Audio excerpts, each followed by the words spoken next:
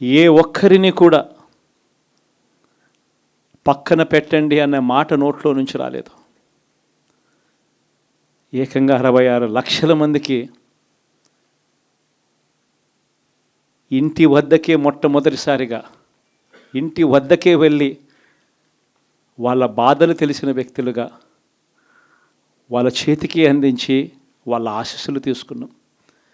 మరి ఏమయ్యాయి ఆ 66 లక్షల మంది అవ్వాతాతలు, ఆ వికలాంగులు, ఆ వితంతువులు, అక్కచెల్లెమ్మలు, వారి ఆప్యాయతలు, ప్రేమలు ఎప్పుడు జరగని విధంగా 54 లక్షల మంది తల్లులకు కేవలం మీ పిల్లలకు బడులకు పంపించండి చాలు, మీ పిల్లలు గొప్పగా చదవాలి, మీ పిల్లలకు మంచి భవిష్యత్తు ఉండాలి అని 54 లక్షల మంది అమ్మలకు అమ్మఒడి.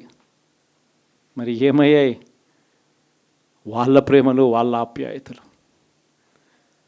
ఏకంగా 53,58,000 మంది రైతన్నలకు. ఇంతకుముందు ఎప్పుడూ జరగల. పెట్టుబడి సమయం వచ్చేసరికి రైతన్నలకు పెట్టుబడి సహాయంగా రైతు భరోసా ఇచ్చే కార్యక్రమం. ఎప్పుడు చూడని విప్లవాత్మక మార్పులు వ్యవసాయ రంగంలో.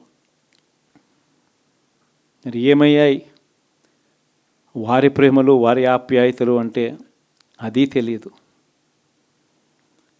ఏకంగా 1,05,00,000 మంది అక్క చెల్లెమ్మలకు 0 వడ్డీ క్రమం తప్పకుండా ప్రతి సంవత్సరం వారికి అండగా నిలబడుతూ చేశాం.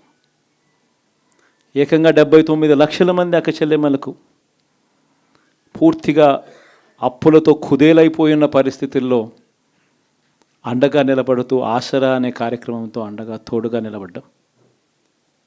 మరి ఏమయ్యాయి వారి ప్రేమలు, ఆప్యాయతలు అంటే తెలియదు. 27 లక్షల అక్క చెల్లెమ్మలకు చేయూత క్రమం తప్పకుండా ఇచ్చాం. ప్రతి సంవత్సరం 30 లక్షల మంది పిల్లలకు మంచి జరిగిస్తూ ఆ తల్లులకే విద్యా దీవెన, వసతి దీవెన. ఏకంగా 31 లక్షల అక్క చెల్లెమ్మలకు ఇళ్ల పట్టాలు. మరి ఏమయ్యాయి వారి ప్రేమలు, ఆప్యాయతలు అంటే తెలియదు. 22 లక్షల ఇళ్ళు గతంలో ఎప్పుడు చూడని విధంగా 3,60,000 మంది నా అక్క చెల్లెమ్మలకు కాపు నేస్తం, 4,96,000 మందికి ఈబీసీ నేస్తం నా అక్క చెల్లెమ్మలకు, 82,000 మందికి నేతన్న నేస్తం, 2,76,000 మందికి వాహన మిత్ర, 16 లక్షల మందికి తోడు అనే కార్యక్రమంతో ఆదుకోవడం, 3,38,000 మందికి చేదోడు, 1,10,000 మందికి పైగా మత్స్యకార భరోసా. ఎక్కడ ఎవ్వరికి కూడా క్రమం తప్పకుండా కోవిడ్ సమస్యలున్న సాకులు చూపలేదు. మంచి చేశాం. ఎప్పుడు చూడని విధంగా,